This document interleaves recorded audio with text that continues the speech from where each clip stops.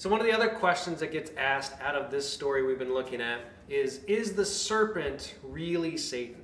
If you're familiar with this story, you've got Adam and Eve in the garden, and the serpent that comes up to them and questions whether or not they really heard what they thought they heard from God, tries to entice Eve in particular in order to eat the fruit of the tree that she was told not to eat from.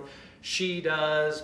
Adam does. Everything falls apart from there. And we, if you grew up in the church, generally think of that as the first appearance of the devil within the Bible.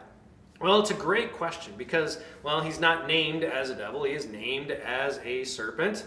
And just in terms of how he acts, doesn't seem to be like the devil most of us have in mind. You know, the guy that wears red, has little horns and a pitchfork. No, that's not it. The devil, if we're to take this story and then other stories out of the Old Testament, really acts a lot more like a lawyer, totally different. Maybe a little bit different than how we interpret the devil in our day. So is this supposed to be the devil or not? We actually think so, yes, because of something that doesn't show up here, but way later. When Paul is actually writing a letter to the church in Rome, he talks about something that is going to be happening where he says this, hey, the God of peace will soon crush Satan under your feet.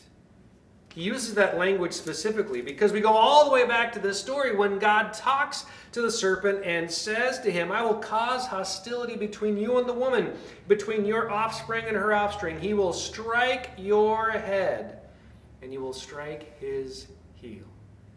It's a prophecy right from the very beginning that God says, a time is going to come, Satan, when you are not going to be able to mess with my people. My son Jesus is going to crush you under his foot. And that's exactly what he does.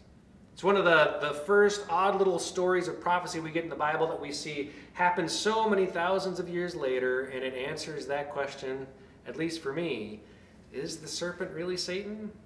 Yeah. And it just shows that Jesus wins.